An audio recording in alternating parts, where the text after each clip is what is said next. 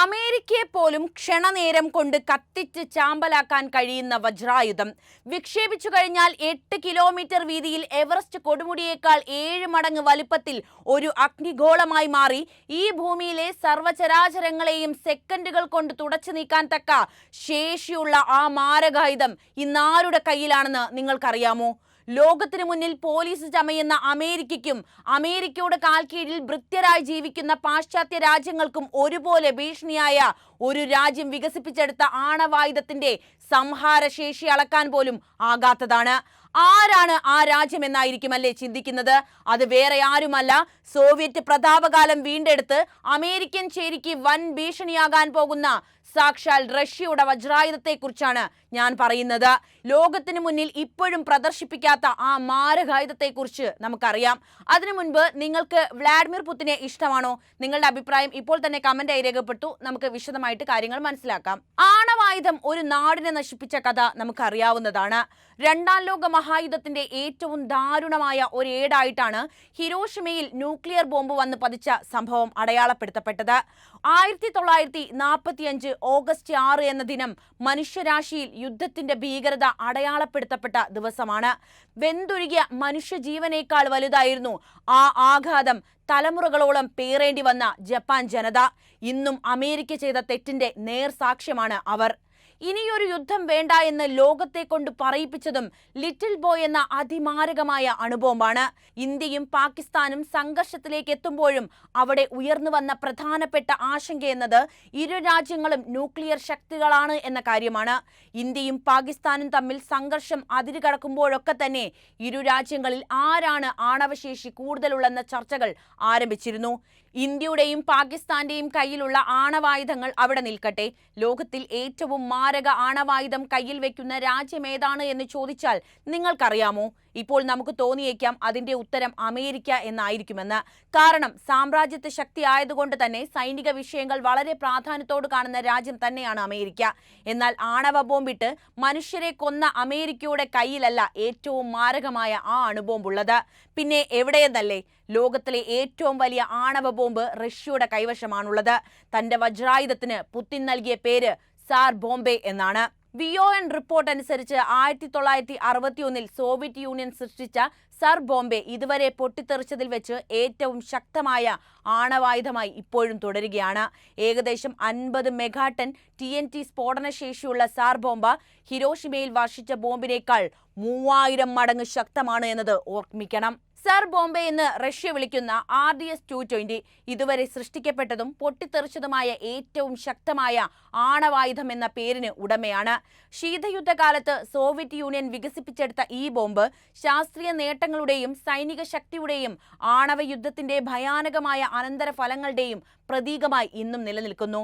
1961 October 30 Arctic സമുദ്രത്തിലെ ഒരു വിദൂര ദ്വീപായ നൊവായ സെംലയ്ക്ക് മുകളിൽ വെച്ചാണ് ഇത് വർഷിച്ചത്. സൈനിക സാങ്കേതിക വിദ്യയുടെയും അന്താരാഷ്ട്ര ബന്ധങ്ങളുടെയും ചരിത്രത്തിൽ സർ ബോംബെയുടെ പേര് മായാതെ തെളിയിച്ചത് ഈ പരീക്ഷണമാണ്. അമേരിക്കയും സോവിയറ്റ് യൂണിയനും തമ്മിലുള്ള കടുത്ത ശത്രുതയുടെ കാലഘട്ടമായിരുന്നു ശീതയുദ്ധം. രാഷ്ട്രീയ സംഘർഷം, സൈനിക മത്സരം, രണ്ടാം ലോക മഹായുദ്ധത്തിന് ശേഷം അതിവേഗം വളർന്നു വന്ന ആയുധ മത്സരം എന്നിവയായിരുന്നു ഈ കാലഘട്ടത്തിന്റെ സവിശേഷത. ഓരോ പക്ഷവും കൂടുതൽ വികസിതവും ശക്തവുമായ ആയുധങ്ങൾ വികസിപ്പിക്കാൻ ശ്രമിച്ചുകൊണ്ടേയിരുന്നു. സംശയത്തിന്റെയും ഏകാധിപത്യത്തിന്റെയും ഈ അന്തരീക്ഷത്തിൽ സോവിയറ്റ് യൂണിയൻ അതിന്റെ സാങ്കേതികവും സൈനികവുമായ ആധിപത്യം തെളിയിക്കുന്നതിനായി സർ ബോംബെയുടെ നിർമ്മാണം ആരംഭിച്ചു. സർ ബോംബെ എന്ന പേര് വിവർത്തനം ചെയ്യുമ്പോൾ ചക്രവർത്തി ബോംബ് എന്നാണ് ലഭിക്കുക. റഷ്യൻ ഭാഷയിൽ പ്രാധാന്യം എന്ന് തന്നെയാണ് ഇതിന്റെ അർത്ഥം. ബോംബുകളുടെ കൂട്ടത്തിലെ ചക്രവർത്തിയായിട്ട് തന്നെയാണ് റഷ്യ സാർ ബോംബിനെ പ്രതിഷ്ഠിച്ചിട്ടുള്ളത്. പ്രായോഗിക സൈനിക ഉപയോഗത്തേക്കാൾ ഒരു രാഷ്ട്രീയ പ്രസ്താവനയായി നിർമ്മിച്ച ആയുധം കൂടിയാണ് സർ ബോംബെ. അമേരിക്ക ഇതുവരെ പരീക്ഷിച്ചതിനേക്കാൾ വളരെ ഉയർന്ന ഒരു ആണവ ഉപകരണം വികസിപ്പിക്കാനുള്ള കഴിവ് പ്രകടിപ്പിച്ചുകൊണ്ട് പാശ്ചാത്യരെ ഭയപ്പെടുത്തുക എന്നതായിരുന്നു അന്നത്തെ സോവിയറ്റ് യൂണിയൻ സാർ ബോംബിലൂടെ ലക്ഷ്യമിട്ടത്. തുടക്കത്തിൽ സാർ ബോംബയ്ക്ക് 100 മെഗാടൺ ശേഷിയുള്ള വികിരണ ശേഷി ഉണ്ടായിരുന്നു. എന്നാൽ സുരക്ഷാ കാരണങ്ങളാലും അമിതമായ റേഡിയോ ആക്റ്റീവ് വീഴ്ചയ്ക്കുള്ള സാധ്യതയാലും അതിന്റെ വികിരണശേഷി പകുതിയായി കുറഞ്ഞ് 50 മെഗാടണായി. ഈ കുറഞ്ഞ ശക്തിയിൽ പോലും 1945 ഹിരോഷിമയിൽ വർഷിച്ച അണുബോംബിനേക്കാൾ ഏകദേശം 3800 മടങ്ങ് ശക്തി ഉണ്ടായിരുന്നു സർ ബോംബിന് എന്ന് പറയുമ്പോൾ ഒന്ന് ആലോചിച്ച് നോക്കൂ, എത്രത്തോളം പ്രഹരശേഷി ഉള്ളതാകുമത്. ഈ ലോകത്തെ മുഴുവൻ നിമിഷ നേരം കൊണ്ട് ചുട്ടരിക്കാൻ കൂടിപ്പോയാൽ ഇത്തരത്തിലുള്ള 2 ബോംബുകൾ മതിയാകും. ഭൗതികമായി ബോംബിന് 8 മീറ്റർ നീളവും 27 ടണ്ണിൽ കൂടുതൽ ഭാരവുമുണ്ട്. അത് വഹിക്കാൻ പ്രത്യേകം പരിഷ്കരിച്ച 295 ബോംബറും ആവശ്യമാണ്. അതിന്റെ വലിയ വലിപ്പവും ഭാരവും കാരണം ഒരു സാധാരണ മിസൈൽ ഉപയോഗിച്ച് അത് എത്തിക്കാൻ കഴിയില്ല. കൂടാതെ പ്രായോഗിക സൈനിക ഉപയോഗം പരിമിതവുമാണ്. ബോംബർ ക്രൂവിന് രക്ഷപ്പെടാൻ അവസരം നൽകുന്നതിനായി ബോംബിൽ ഒരു വലിയ പാരച്യൂട്ടും ഘടിപ്പിച്ചിട്ടുണ്ട്.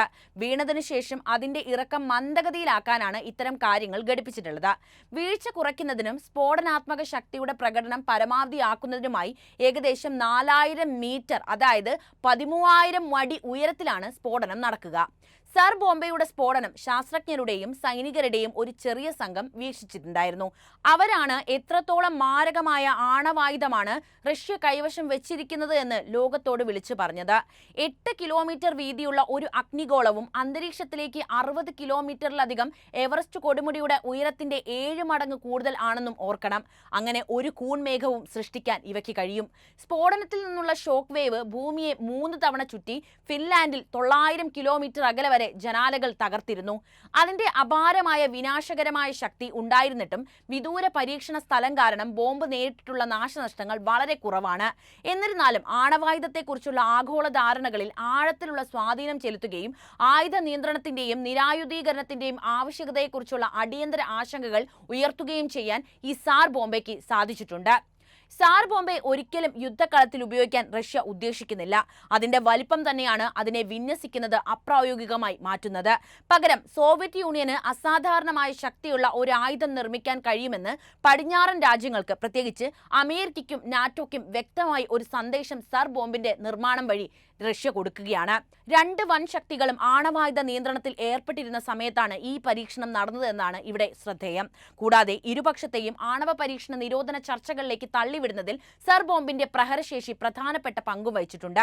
വെറും 2 വർഷത്തിനു ശേഷം 1963 ഭാഗിക ആണവ പരീക്ഷണ നിരോധന ഉടമ്പടി ഒപ്പുവെച്ചു.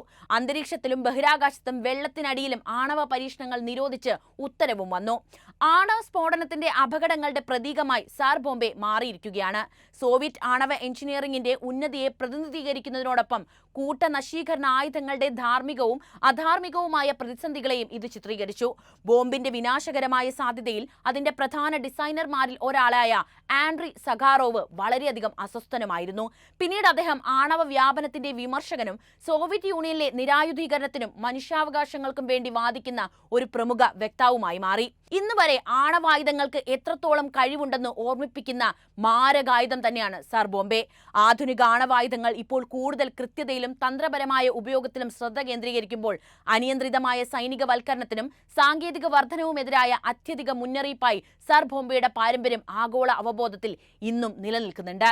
മനുഷ്യചരിത്രത്തിലെ ഏറ്റവും അപകടകരമായ സൃഷ്ടികളിൽ ഒന്ന് തന്നെയാണ് ആണവായുധങ്ങൾ. അവയുടെ അപാരമായ വിനാശകരമായ ശക്തി നിമിഷങ്ങൾക്കുള്ളിൽ മുഴുവൻ നഗരങ്ങളെയും തുടച്ചു നീക്കാൻ കഴിയുന്നു. ഇത് വൻതോതിലുള്ള ജീവഹാനിക്കും ദീർഘകാല പരിസ്ഥിതി നാശത്തിനും കാരണമാകുന്നു. ജപ്പാനിലെ സംഭവം അതിന്റെ ഓർമ്മപ്പെടുത്തൽ മാത്രമാണ്.